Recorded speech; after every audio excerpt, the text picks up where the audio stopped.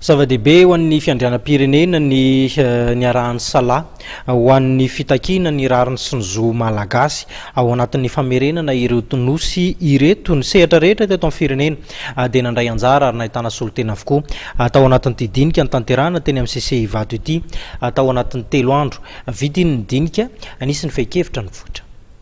Ny votra tao anatin'ny dinika fakakevitra momba ireo nosy malagasy ny amerenana ny nosy Bedimaky, nosy kely, nosy ampela ary nosy sambatra.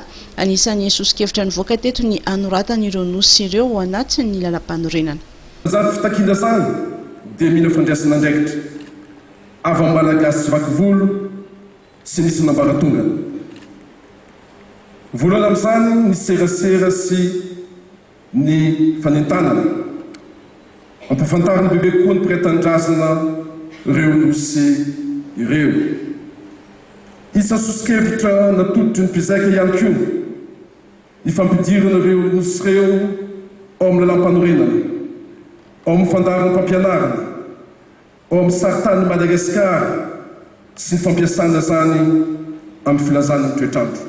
Eo amin'ny sehatra ara-diplomatika dia mihevitra ny mpizaika fa tokony dinina sy faritana indray ny fandraisana sy ny fomba fiaraha-miasa amin'ny firenena hafa sy ny fikambanana iraisam-pirenena sasany ka himasoana ny tombotsoan'ny tanindrazana tany janaka.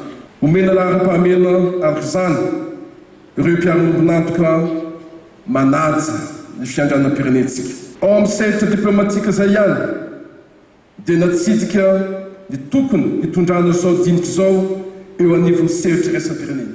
Manan-karena i Madagasikara eo amin'ny tontolo iainana ka mila paikady hitandrovana ny zavaboary amin'ireo nosy ireo mba ahafahana miantoka ny ho avy ny taranaka mifandimby.